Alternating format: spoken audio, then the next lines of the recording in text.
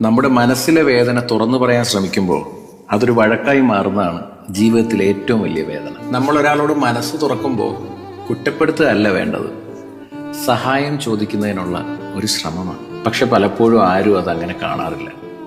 നമ്മൾ പറയുന്നത് കേൾക്കുന്നതിന് പകരം അവരതൊരു ആരോപണമായി കേൾക്കും. അപ്പോൾ നമ്മൾ പറഞ്ഞ വേദന അവർക്ക് മുന്നിലൊരു വഴക്കായിട്ട് മാറും അല്ലേ? അവിടെ നിന്നാണ് എല്ലാം തുടങ്ങുന്നത്. മനസ്സ് തുറന്നയാൾ പ്രതിയായിട്ട് മാറി വേദന പറഞ്ഞയാൾ തെറ്റുകാരനായിട്ടും തോന്നും.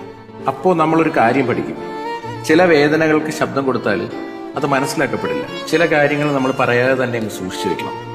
കാരണം നമ്മുടെ വേദന കേൾക്കാൻ ചിലർക്ക് സമയമുണ്ടാവില്ല. പക്ഷെ നമ്മളെ കുറ്റപ്പെടുത്താനും തെറ്റുകാരനായി ചുമത്താനും അവർക്ക് ഒരുപാട് സമയമുണ്ടാവും.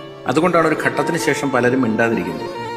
അവർക്ക് വേദന ഇല്ലാഞ്ഞിട്ടൊന്നുമല്ല, പക്ഷെ ഒരു വേദന പറഞ്ഞാൽ പിന്നീട് വീണ്ടും ഒരു വേദനയാകുമെന്ന് അറിയാവുന്നതുകൊണ്ട്. ഒരാളുടെ മൗനം പലപ്പോഴും ശാന്തിയൊന്നുമല്ല,